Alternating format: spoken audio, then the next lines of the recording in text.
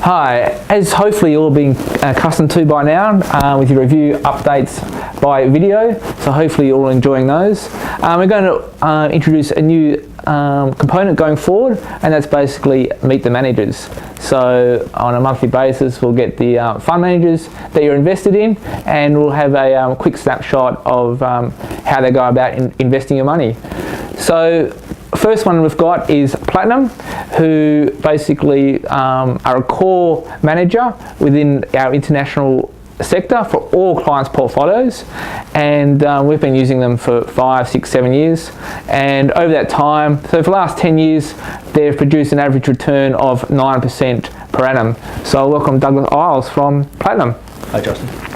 So Douglas, what's your philosophy around investing at Platinum?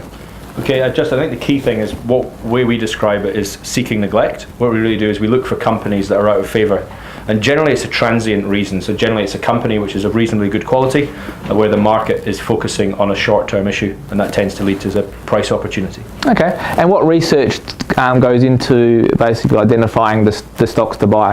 I mean, there's a lot of things going on. You have to detach, first of all, markets from companies. So I really think what our analysts are trying to do is understand businesses, understand how they operate from all aspects. So speaking to competitors, suppliers, customers, etc., and then really waiting for the market to give the opportunity to present that cheap price, that short-term setback that gives us a chance to invest for the longer term. Yep. And once they're in your portfolios, how do you then decide when to sell them, when the optimum time is to sell those stocks? Yeah, part of the sell discipline, I guess, is trying to work out what you think a company's worth before you buy it.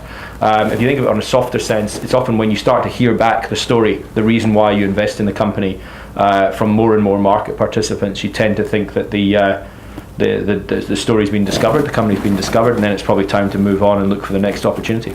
Yep. And what geographical sectors do analysts most like at the moment?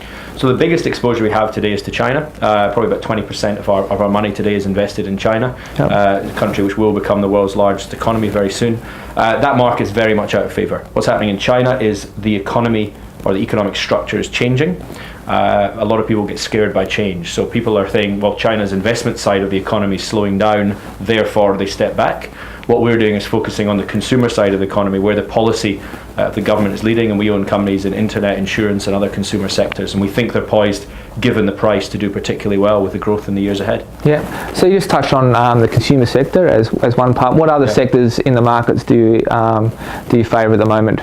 So the largest sector we're exposed to across the portfolios is technology. Again, over 20% of our portfolio is invested in the technology sector, and a lot of the companies viewers would be familiar with.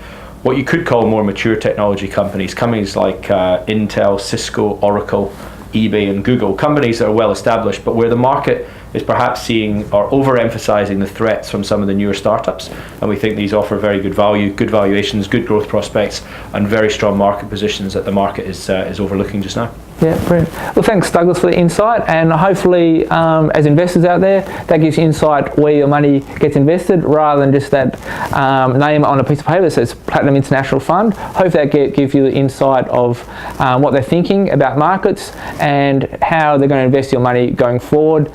We look forward to the next manager next month. Thanks.